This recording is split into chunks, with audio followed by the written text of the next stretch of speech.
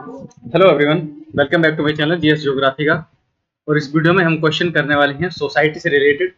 आगे के कुछ 6-7 क्वेश्चन हम सोसाइटी से रिलेटेड करने वाले हैं, जो प्रीवियस ईयर यानी कि जो पीसीएस में 24-25 में आए हुए हैं, 23 के अंदर आए हुए हैं।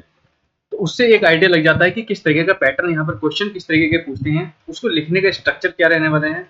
ज़्यादा वेरिएशन आपको क्वेश्चन में नहीं मिलेगा अगर पीसीएस की बात की जाए। पीसीएस के अंदर इतना क्वेश्चन के अंदर वेरिएबल नहीं मिलता है। सोसाइटी के क्वेश्चन में थोड़ा वेरिएबिलिटी मिलती है, लेकिन स्टिक टू जो सिलेबस है।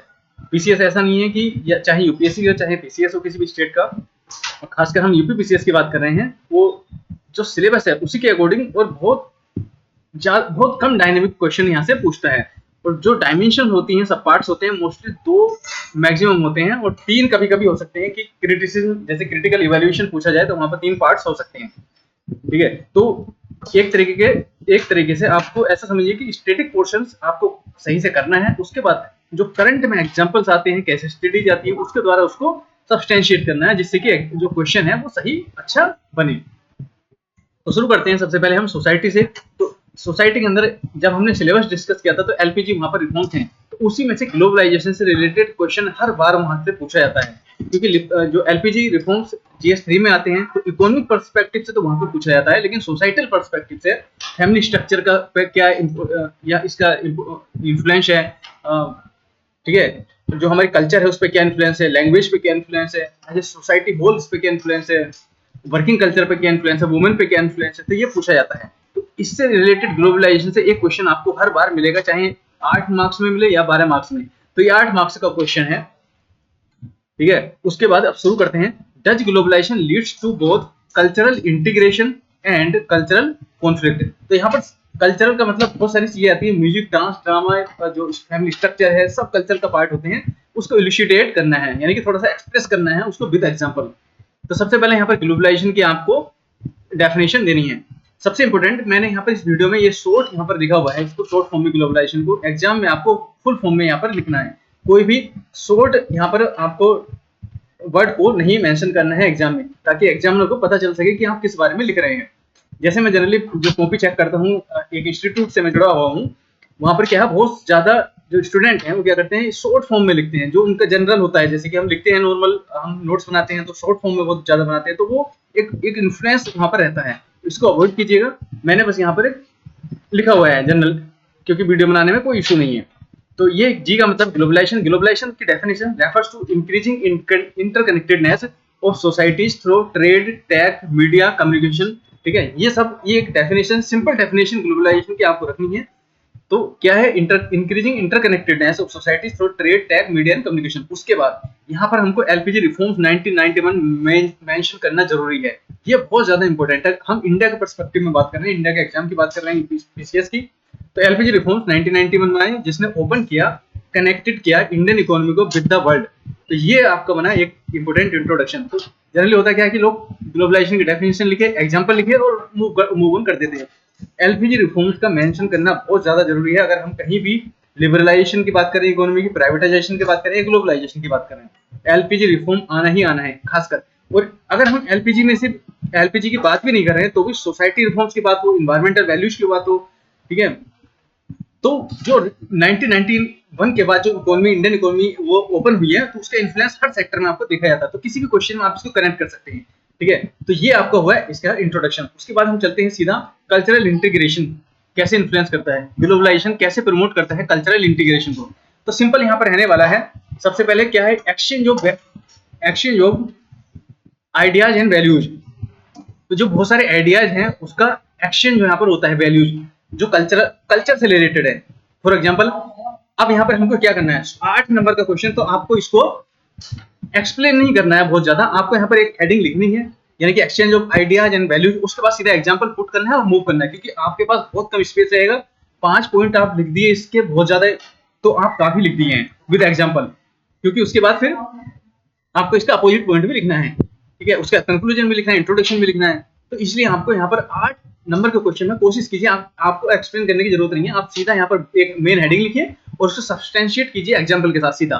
ठीक है, जैसे exchange of ideas and values. तो कल्चरल इंटीग्रेशन का मतलब ये हो गया कि ग्लोबल कैंपेन्स बहुत सारे होते हैं, चाहे मीटू मूवमेंट हो, चाहे जैसे चिपको आंदोलन, अभी बहुत रिसेंट एग्जांपल नहीं है, लेकिन अगर अभी उसको लिया जाए तो इन्वायरमेंट में, जैसे फ्राइडे फॉर फ्यूचर, उसी से रिलेटेड अगर इन्वायरमेंट कैंपेन की बात की जाए वर्ल्ड वाइड की, फ्राइडे फॉर फ्यूचर ये एक इनिशिएटिव है इन्वायरमेंट वैल्यू, जो हम ग्लोबल लेवल पर जो कोलैबोरेट करते हैं आइडियाज और वैल्यूज का, तो ग्लोबल कैंपेन यहाँ पर चल रहा है, जैसे मीटू कैंपेन यहाँ पर मूवमेंट चला था। तो ये क्या शो करता है कि वर्ल्ड वाइड इसका इन्फ्लुएंस होता है, तो ये दिखाता है कि ग्लोबलाइजेशन का इम्पैक्ट पड़ता है, influence social discourse in India. ठीक है, मीटू मूवमेंट जो आया था इंडिया में। इसके बाद हाँ, फ्राइडे फॉर फ्यूचर की बात कर सकते हैं, इन्वायरमेंटल वैल्यूज को ये प्रमोट करता है, फ्राइडे फॉर फ्यूचर कैंपेन। इसके बाद एक बड़ा बेस्ट एग्जांपल जो अभी मैं यहाँ पर लिख रहा हूँ, save the soil campaign. Save the soil campaign ये इंपॉर्टेंट एग्जांपल है, इसको बहुत जगह आप यूज कर सकते हैं। सोइल द सेव कैंपेन ये चलाया था जो सदगुरु हैं, उन्होंने चलाया था इसको, और बहुत ज्यादा वर्ल्ड फेमस ये हुआ है। तो इसको हमेशा याद रखिए, इंडिया का जो सेव द सोइल कैंपेन ये कहीं भी यूज कर सकते हैं, एनवायरमेंट में स्पेशली यूज होता है। तो ये है हुआ exchange of ideas and values, पहला पॉइंट। सेकंड पॉइंट है यहाँ पर कल्चरल डिफ्यूजन। अब कल्चरल डिफ्यूजन कैसे होगा, बहुत तरीके से हो सकता है, जैसे फूड से हो सकता है। अब यहाँ पर क्या लिखना है, कल्चरल डिफ्यूजन। फॉर एग्जाम्पल यहाँ पर पुट कर देना है फूड, म्यूजिक, फैशन हो सकता है, ठीक है, लाइफ स्टाइल हो सकता है, किस तरीके से सीडेंटरी लाइफ स्टाइल, किस तरीके से लाइफ स्टाइल आप जी रहे हैं। ठीक है, ये आपके जो मेजर यहाँ पर, या फिर लैंग्वेज हो सकता है, जो ट्रेडिशनल बाउंड्रीज हैं उनको ब्रेक करने के बाद food, music, fashion, life style, language, policy, बहुत सारी चीजें हो सकती हैं। और फिर यहाँ से इसके सामने एक एक एग्जांपल लिखना है आपको और बस खत्म कर देना है इसको। तो इंडिया जैसे कि फूड के अंदर आता है, इंडिया क्यूजाइन इन यूएसए यूरोप बहुत ज्यादा फेमस है, एग्जाम्पल यहाँ पे लिख सकते हैं आप। चिकन टिक्का बहुत ज्यादा फेमस डिश है जो वर्ल्ड वाइड फेमस है। म्यूजिक की बात करें तो आप कोलैबोरेशन लिख सकते हैं, हिप हॉप मिक्स, जैसे कि, या फिर ए आर रहमान के साथ कोलैबोरेशन है, जय हो डांस उस पे, तो वो मिक्सचर है हिप हॉप म्यूजिक यानी कि वेस्टर्न म्यूजिक और ट्रेडिशनल म्यूजिक। ठीक है, तो हिप हॉप इस तरीके का एक एग्जांपल यहाँ पर आप देख सकते हैं।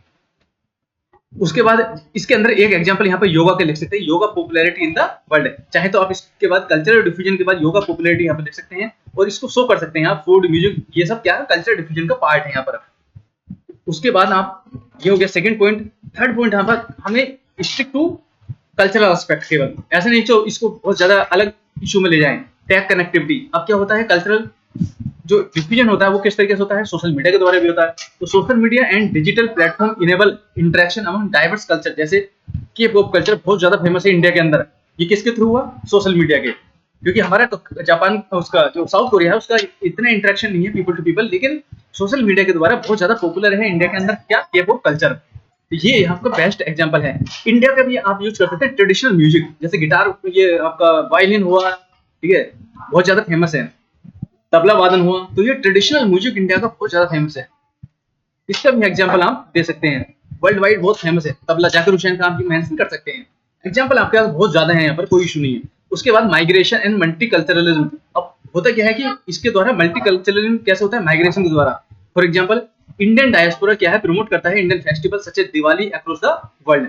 या फिर आप यहाँ पर मेंशन कर सकते हैं किसी एक जो स्टेट है वहां पे ये एक फेस्टिव, यहाँ पे छुट्टी होती है। यूएसए के अंदर एक स्टेट है, अब मैं नाम भूल रहा हूँ, यूएसए के अंदर या यूरोप के अंदर दिवाली को बहुत ज्यादा प्रमोट किया जा रहा है आज के समय पे। यूके के अंदर एक अलग फेस्टिवल है, उसकी छुट्टी होती है, वहां पर हॉलीडेज घोषित किया हुआ है। तो इस तरीके से ये जो ग्लोबलाइजेशन की वजह से, माइग्रेशन की वजह से यहाँ पर क्या हुआ, जो रीजनल फेस्टिवल है या फिर जो नेशनल फेस्टिवल है वो ग्लोबलाइज्ड हो गए हैं। जैसे हम ईद की बात कर सकते हैं या फिर क्रिसमस की बात कर सकते हैं यहाँ पर। तो ये है आपके 4-5 पॉइंट आप इससे रिलेटेड। तो आपको क्या लिखना है, ज्यादा एक्सप्रेस नहीं करना है, टू द पॉइंट सिर्फ हेडिंग, उसके बाद एग्जांपल, ये 2 लाइन या 3 लाइन में आपका हो जाएगा। तो अगर आप 2 लाइन में भी लिखने हैं तो आपके एक समझ लीजिए आपने 5 पॉइंट अगर लिखे तो आपका एक पेज तो गया, यानी कि एक पेज का स्पेस आपने भर दिया है। उसके बाद अब हमने ये पॉइंट फॉर्म में लिखा हुआ है इस तरीके से। इसके बाद अगर हम इसका अदर वर्जन लिखेंगे तो इसको पॉइंट फॉर्म में ना लिखकर इसको फ्लो चार्ट में लिखेंगे, how globalization lead to cultural conflict. अब ये आपको प्रैक्टिस करते हुए लिखना है आपको, ऐसा नहीं है कि इसको वहां पर जाकर इंप्लीमेंट करेंगे, ऐसा नहीं हो सकता। हमने पहला पॉइंट में लिखा, उसके बाद हम इसको थोड़ा सा इसको पिक्चराइज करने की कोशिश कर रहे हैं ताकि थोड़ा सा इसका प्रेजेंटेशन अच्छा लगे। तो यहाँ पर हमने इसको फ्लो चार्ट ले लिया। फ्लो चार्ट इस तरीके से नहीं बनाना है, ये तो मैंने रैंडम बना दिया है, बड़े एकदम ऐसा लगना चाहिए कि आपने रियल में मेहनत की है इस चीज पे।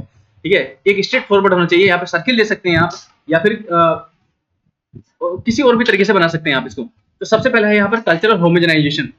कल्चरल होमोजेनाइजेशन क्या हो सकता है कि कल्चर का होमोजेनाइजेशन हो गया, एक कल्चर डोमिनेट कर रही है। फॉर एग्जांपल जैसे फास्ट फूड चेन है इंडिया के अंदर, पिज्जा है, बर्गर है और बहुत सारे यानी कि लोकल फूड्स तो हैं जो बहुत ज्यादा फास्ट फूड की तरह बिहेव करते हैं, जैसे चाउमीन हो गया, ये सब क्या बहुत ज्यादा डोमिनेट कर रहे हैं, इन्फ्लुएंस कर रहे हैं डाइटरी हैबिट्स को भी। ओबेसिटी का बहुत ज्यादा प्रॉब्लम इंडिया में चल रहा है।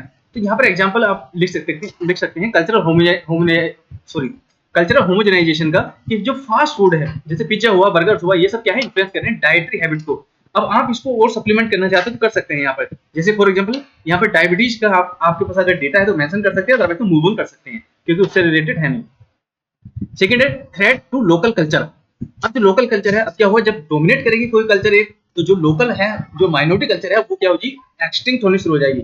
For example dominance of global culture में erode indigenous tradition language. For example हमारे बहुत सारे ट्रेडिशन थे जो मतलब ग्लोबल कल्चर आने के बाद, वेस्टर्न इन्फ्लुएंस होने के बाद वो बहुत ज्यादा एक तरीके से हासिले पे चले गए हैं या फिर एक्सटिंक्ट भी हो गए हैं बहुत सारे।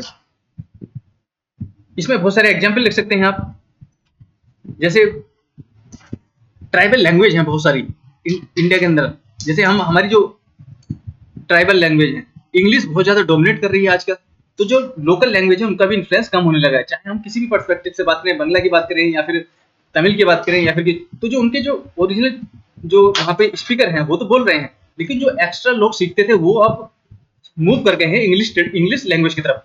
तो ट्राइबल लैंग्वेज यहाँ पर क्या हो रही है एक्सटिंक्ट हो जा रही है, यानी कि रिड्यूस हो जा रहा है उनका influence.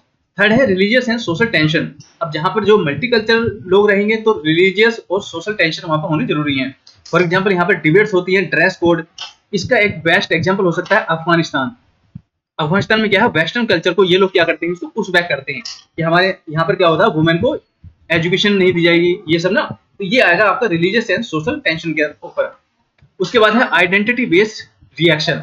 For example opposition to foreign practices in conservative society, यहाँ पर भी सेम आएगा। जैसे मिडिल ईस्टर्न कंट्रीज हैं तो वहां पर क्या है, वाइन का बहुत ज्यादा इसको मतलब यूज नहीं होता है, वो लोग अपने अगेंस्ट रिलीजन मानते हैं उसको। तो यहाँ पर एग्जांपल दे सकते हैं, जैसे वाइन का एग्जांपल यहाँ पर ले सकते हैं, Middle East is prohibited due to their conservative society. जो वेस्टर्न लेकिन कंट्री है उसको अपोज करती हैं। तो यहाँ पर इस तरीके से जो आइडेंटिटी बेस्ड यहाँ पर रिएक्शन है, इसको कॉन्फ्लिक्ट है, इसको यहाँ पर लिख सकते हैं। इमिग्रेशन के ऊपर यहाँ पर इश्यू होता है यूके के अंदर, ये सब यहाँ पर एग्जांपल आप पुट कर सकते हैं। और कोशिश कीजिए कि आप रिसेंट एग्जांपल लिखें। रिसेंट एग्जांपल लिखने का इन्फ्लुएंस बहुत अच्छा होता है। जैसे कि इसमें आप ये तो आप लिख सकते हैं कल्चरल होमोजेनाइजेशन, ठीक है समझ में आता है। थ्रेट टू लोकल कल्चर, अगर कोई रिसेंट में कुछ ऐसा इनिशिएटिव या कोई ऐसा एग्जांपल आपको मिल रहा है, रिलीजियस सोशल टेंशन अभी चल रही है जैसे, ठीक है। इसके अंदर बड़ा अच्छा एग्जांपल अभी आया है स्विट्जरलैंड में। स्विट्जरलैंड में क्या हुआ कि पॉपुलेशन को कैप करने के लिए बिल लाया गया है, ताकि जो फॉरेन जो यूरोपियन या फिर अदर कल्चर के लोग हैं वहां पर कम ना आए। तो यहाँ पर एक बड़ा अच्छा एग्जांपल यहाँ पर लिख सकते हैं आप, ये रिसेंट का भी का है, ठीक है। यहाँ पर लिख सकते हैं आइडेंटिटी बेस्ड रिएक्शंस, आपका बहुत सारे लिख सकते हैं आप। तो ये हुआ। इसके बाद आते हैं हम कंक्लूजन के ऊपर। इतना भी आप लिखेंगे, सीधा आपको हेडिंग लिखनी है, उसके बाद सीधा आपको पॉइंट एग्जांपल लिखना, सब्सटेंशिएट करना और सीधे मूव करना है जस्टिफाई करने के लिए पॉइंट को। कंक्लूजन लिखना सीधा, globalization is a double edge sword. अब इसके दोनों इंपैक्ट पॉजिटिव भी है नेगेटिव भी है, तो ये क्या है, डबल एज सोर्ड फेनोमेना। इसको याद कर लीजिए, इसको हर जगह चिपकाना, जहां उसके दो पॉइंट हैं, दो पॉइंट ऑफ व्यू किसी चीज के, वहां पर चिपका देना है इसको, इस हेडिंग को। Globalization is a double edge sword phenomena. अब यहाँ पे लिखना है इंडिया कॉन्सेप्ट, क्या वसुधैव कुटुंबकम, यानी कि वर्ल्ड इज वन फैमिली। अब इस कॉन्सेप्ट को अगर ले लिया जाए क्योंकि वर्ल्ड एक पूरा परिवार है, पूरा वर्ल्ड एक ही परिवार है, तो फिर कहाँ कॉन्फ्लिक्ट होने वाला है। Must be the way forward embracing global influences by safeguarding local cultural heritage. ये इसका हुआ कंक्लूजन। तो इस तरीके से आपको लिखना है। अगर आपको अच्छे मार्क्स चाहिए, एग्जाम्पल सब्सटेंशिएट करने, जस्टिफाई करने आपको पॉइंट, तो आपको रिसेंट एग्जाम्पल चाहिए और आपको सिर्फ मेन पॉइंट लिखने हैं, उसके बाद एग्जाम्पल से यहाँ पर जस्टिफाई करना है और मूव ऑन करना है। ये 8 नंबर का क्वेश्चन है, ज्यादा एक्सप्लेनेशन की जरूरत नहीं है क्योंकि आपके पास बहुत कम स्पेस रहेगा, टू द पॉइंट आपको लिखना है। तो मिलते हैं आपसे नेक्स्ट वीडियो में। Thank you everyone.